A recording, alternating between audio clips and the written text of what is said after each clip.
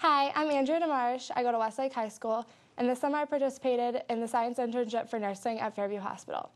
The name of my research project was Cause of Mother-Infant Separation During Postpartum Stay.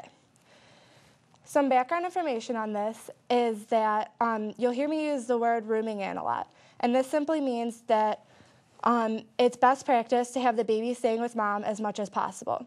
So this is very important for many reasons, which I'll touch on later. But ideally, we only want the mother and infant to be separated for less than 1 hour in a 24-hour period. But we can guess that at Fairview, we exceed 1 hour for various reasons. At Fairview Hospital, we promote rooming in for many reasons, mostly because it promotes breastfeeding for breastfeeding mothers, which at Fairview Hospital, we have about an 80% rate of this. So it's good for breastfeeding because it improves maternal recognition of feeding cues. It also promotes frequent nursing. I'll just go through these quickly. It improves infant thermoregulation to prevent hypothermia, and also it reduces the risk of jaundice. So by improving the bonding, it makes the parents better prepared to take their infant home. Then we came to our hypothesis that at Fairview Hospital, babies are exceeding the recommended time away from mother. Extending from this, we also hypothesized that much of this time is not because of unavoidable clinical practices, but rather patient choice or delays in service. We went about our study by asking each nurse to record each baby's time in and out of the nursery. To do this, we had a chart on each bedside, which included their feeding choice, time away from mother's room, reason for separation, education on rooming in, and maternal response to their education. We also went about our statistical analysis by including descriptive statistics and t-tests to describe the difference between means with the p-value of 0.5 considered statistically insignificant.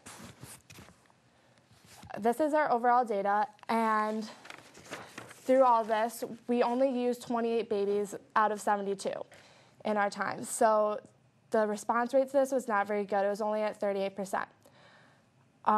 Also, things I want to point out on this chart are that the infant time spent away from mother, the mean was 517, but the range goes all the way from 155 to 1,600.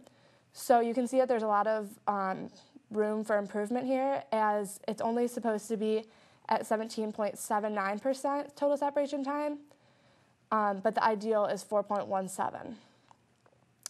This is a chart of all the reasons that the baby would be away from the mother. And you can see that maternal requests leads in 247 minutes per stay.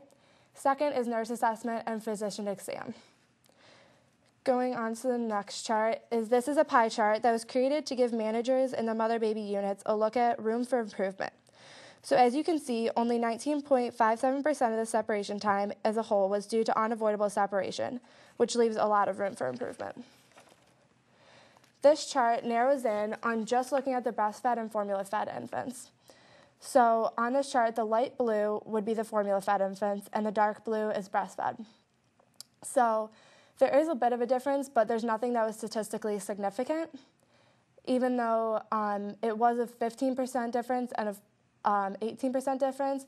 We think if we got a larger sample size that this difference wouldn't be so great. After that, we looked at the separation differences between parent educated about rooming in versus not educated.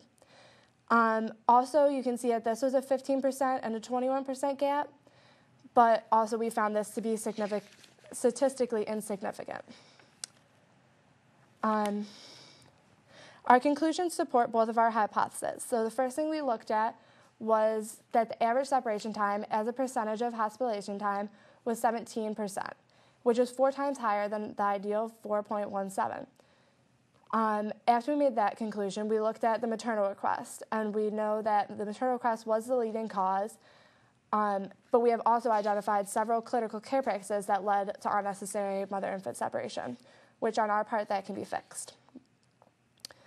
Moving on with the conclusions, we also know that there was no statistically significant difference in the time spent out of the room between breastfed and formula-fed infants, or between families that were educated on reduced separation time and those that were not. Going on from that, there was an 80% of separation time was due to clinical care practices that could reasonably be provided in the patient room. So that also shows you that most of this time we have the ability to fix in our practices. And just a conclusion on the study itself, there was a very poor response rate that made the data collection only 38% of what it could have been. And this was due to lack of nurse participation. So that leads me to limitations. We were limited on time, so we only got a week's worth of the baby's records, which also limited the number of patients' charts that were completely filled out. So this made it hard to get data too. The reason for that was because of limited nurse buy-in on the concept of rooming in. They need more education to learn what the study is about. I think they needed more time for that.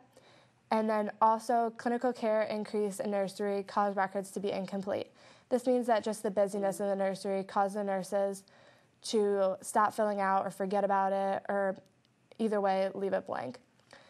And the fact that this was just an interim analysis of data being collected to improve quality care. So it's a pilot study in some ways, and it can be added on to. Some recommendations are that future data collection should include reasons for maternal requests. So we know if the mother's taking a shower or if she wants to sleep or any reason that she would send the baby away. A recommendation is that we make up a scripting for nurses so that they know what to say to the parents when they want to send the baby back to the nursery, and also just to make the knowledge uniform throughout the unit. We also know that further data collection may reveal different results, as it will add to our population, our sample size, and this could yield much different results. Also, it is clinically important to educate breastfeeding mothers and the benefits of rooming in to establish breastfeeding. A lot of the mothers were unaware of this, and education could have fixed that. So I have some thank yous to give out. First of all, to my mentors, Kogate Bell and Ganga Srinivas. They helped me along the way. They helped me so much with the research. They knew what they were doing. Also, the staffing and postpartum, especially Joan Beer and Ann Roach. They helped me almost as much as my mentors did. The nurses in the nursery and the floor nurses for filling out my charts and knowing what to do with it. And then my peer mentor, John Harrison, and also the peer mentor at Fairview helped me a lot too. And I want to give a special thanks to Cleveland Clinic Office of Civic Education Initiatives for giving me this opportunity. Thank you.